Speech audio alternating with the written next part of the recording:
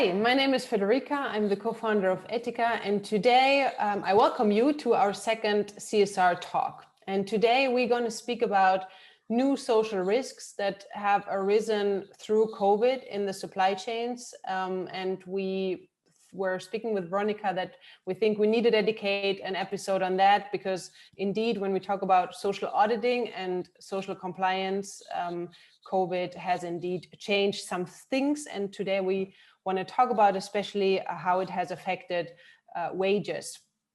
So let's dive right in and hope you enjoy that. Veronica, hi. Hi, Federica, thank you. So today we would like to talk about how COVID has affected supply chains and especially wages. And we want to maybe give internal auditors or social auditors maybe a bit of some food for thought or something to consider when they go out in the field to audit in times of COVID. In times of COVID, indeed. And also maybe to the CSR managers, they need this information to maybe understand that things have changed, and the information they will receive from the auditors will need to be read differently, because what auditors will find now in the factories is a different reality. And so I think that piece of information can help the manager to be aware, but also convey the message to the buyers, to the buyer departments, so they know how to handle the situations with the suppliers.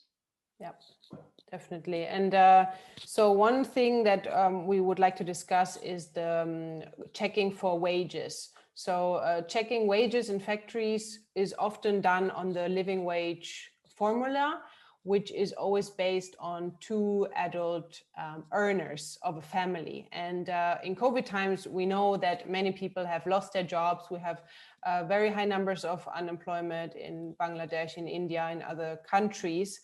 And so this living wage that we calculate might not be sufficient anymore to cover the costs. Yeah, totally. And also, if you think of the different elements of the minimum wage, and the benefits the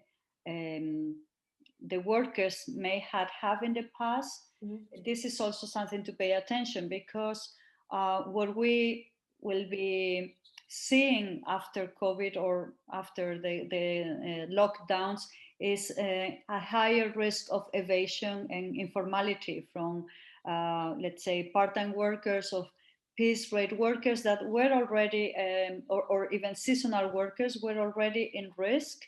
But now this informality and this risk of evasion increased, in the sense that some companies will push workers that were initially full-time to work part-time. Again, this doesn't mean that all the time these companies do this with bad intentions. It could be that shifting from full-time to part-time is the best way to keep the company alive. But we, from the CSR department, need to be aware of these changes to really analyze it and see what is the impact these new situations will have with workers. Yeah, and probably one thing that comes into my mind when you audit in these times is to really pay attention and ask questions to the workers. How has COVID affected your life, right? Your working life, your personal life? Like, how did this change the situation in the factory? And I think there probably auditors can get a lot of good insights of how the situation has changed. Right. It has been always the case that talking with workers is one of the best ways of getting information, but particularly now, one of the things I will recommend is to put more attention into the grievance mechanism at the factory level, and definitely have the opportunity and dedicate the time for this sort of indirect interviews with the workers. Yeah, definitely. And you've also mentioned a little bit social security or the benefits and how they have changed. So it could also be that because factories have been struggling, they needed to save money. Maybe on the social security side, things have changed. Maybe it's something that you could look at if you look at the pay slips. And as well, we need to keep in mind that in some countries, the health coverage is not covered by the state, or maybe not as much. And so some workers might be in financial trouble and have maybe therefore, are in more precarious conditions as they were maybe 1 or 2 years ago. Exactly. And as you said, again, talking with the workers will help you to understand if they have incurred into new debts because members of their family or themselves had to undergo some treatment, and that has implied that the savings that they had have been using in health use. Yeah. And as a consequence, they become automatically more vulnerable, particularly if they are seasonal workers or migrants. Yeah. That is absolutely a must to look at it carefully now, because the chances that if they are in debt, the chances that they are in worse position to negotiate their salaries are much higher. Right. Yeah. And I'm also thinking about quarantine times, right? Like what happened when they had to be in quarantine, for instance, because a worker became COVID. How was that paid? Was it even paid? All these things. Exactly. How the deductions were, and the time he couldn't work was deducted. The equipments, so the mask, the gels, or how was this?